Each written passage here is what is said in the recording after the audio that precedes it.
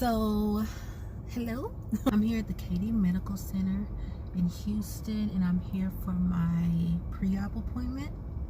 So I'm not even sure what this all entails, but I'm trying to see if I can record it. If not, I'll just come back and let you know how that went. But this is the pre-op before my embolization that is scheduled in 2 weeks. They require a pre-op 2 weeks prior to your appointment. At least this place does. So we're gonna go in here and see what it's all about. Talk to y'all soon. Bye. Okay, so I'm here in the office waiting on the doctor. They've already taken my temperature and my blood pressure. So I received my paperwork. I already have my quote and everything. And apparently, outside of the $2,000 out of pocket that I'm going to have to pay for this, which includes my insurance coverage, anesthesia is separate, and that's billed by a third party. So I'm not sure what that cost is going to be, but everything is going to be due in 2 weeks when I come back for my procedure. What I was just told today, the anesthesia is separate, so that's something you might want to inquire about prior to if you are like me and did not know that. So I'm waiting on the doctor, and I will fill y'all in whenever we finish up this conversation. I'm just so excited. I cannot wait. I cannot wait.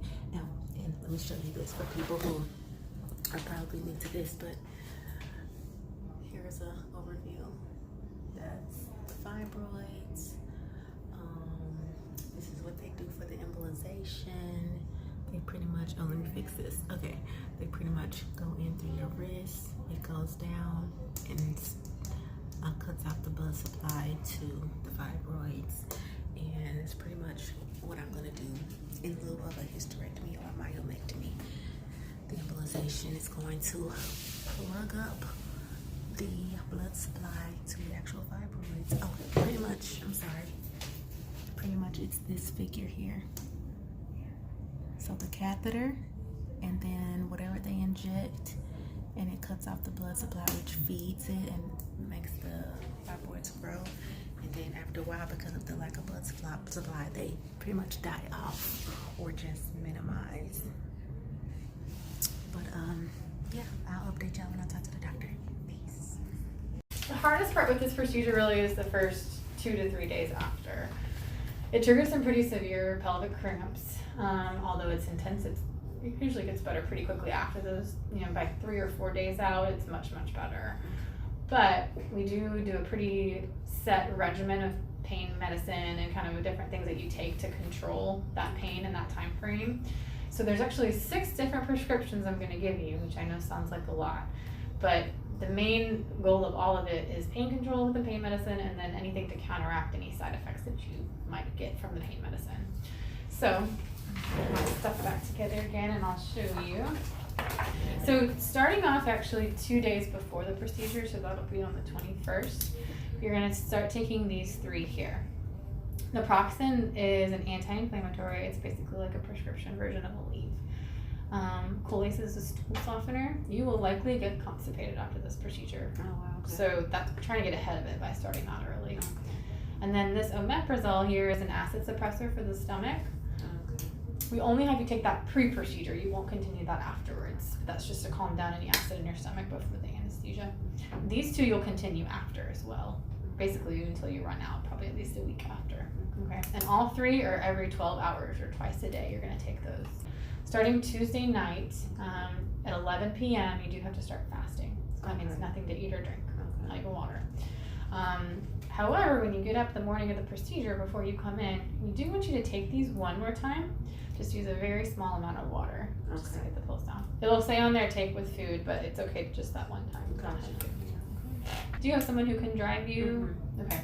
So unfortunately, they can't come wait in the office during the procedure because of our COVID protocol, but they can come get you checked in, and then once we call you back, they'll have to leave. We'll get their cell phone and call them to come back and get you afterwards. Gotcha. Okay. The procedure only takes about 45 minutes, but we will keep you a couple hours after. Oh, okay. Make sure your pain's under control. So you'll probably be a total of like 4 to 5 hours in the office. Okay. I'm praying for that. Okay. So leading up to that, basically we'll check in, we'll do the procedure. We'll have you bring all the prescriptions with you because we will have you take some of those in the office before you leave. Oh, okay. Is there anything else you normally take in the mornings? I don't take anything. Nothing, okay, not supplements or anything either. Okay. So pretty simple then, you don't have to do anything really differently. Okay. Questions about any of that? As far as what to wear, just like loose, comfortable clothes is fine. We often let people keep what they're wearing on. So try to avoid metal like underwire bra or zipper or anything because it can obstruct the view. And then no fake nails or like artificial nails. Oh, okay. So yeah. Okay. We'll get them redone right before. Okay. This is a table with everything you might take afterwards. You probably won't take all of these. Percocet is our main go-to for pain. That one can be taken about every 6, almost every 4 to 6 hours afterwards. Dr. Hardy is going to do a nerve block at the end of the procedure before you wake up from the anesthesia. And that's just an injection right here to numb the nerves that supply the uterus. It's a beautiful thing when it works because the first like 8 to 10 hours it really helps with the pain, and that's the worst part. But when it wears off, you're gonna start feeling it. Yeah. So probably like overnight Wednesday into Thursday morning, we want to make sure you have that in your system. The nurses are gonna help you that are at our office. They'll give you a schedule and everything and go over this again too. But these two here, I'll put dots by them. Naproxen and Chole, so those two you will have started before the procedure. So you'll just keep taking those. These two are options for nausea, in case you get nauseous or vomit. Zofran is really nice and simple. It just dissolves under your tongue. So that's your first step if you do feel nauseous. We're going to give you a handful of suppositories that go in the rectum. Not the funnest way to take medicine, but it's a bailout. It works really well if you need it. And it makes you really sleepy too if you need that. So if you just like really have it really bad and can't keep anything down, we're just going to give you a couple of those. We are not planning to give you this OxyContin. It is a even stronger pain medicine that we will sometimes give if we find that the nerve block isn't as effective as we wanted it to be.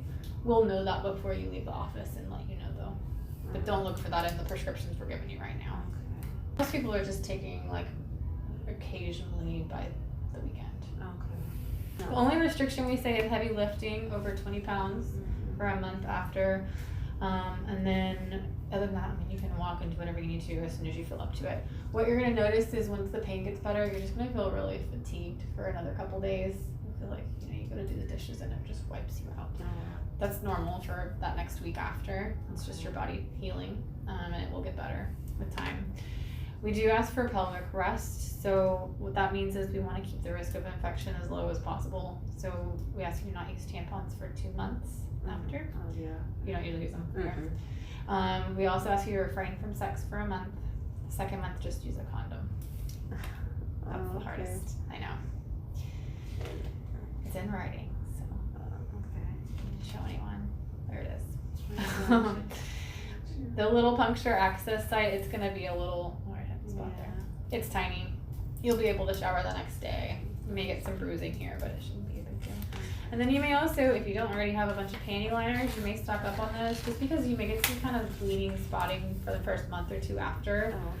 Your cycle may be a little weird. It should start to really regulate out by about 3 months for sure, but don't be alarmed if it's thrown off a bit at first. And that's kind of what this says here. And then here's our after hours number if you need anything. Questions, concerns? Y'all haven't had any like severe side effects or people calling or nothing crazy? No, the biggest thing is just help with the pain medicine if people are having trouble like taking it at the right times and things. I'm just gonna set my alarm. Okay. Yeah. You have somebody to stay with you that night? Yeah, I live with my fiance, so I mean. Okay, good. Yeah, we'll be all right. Yeah, he'll be there to help you.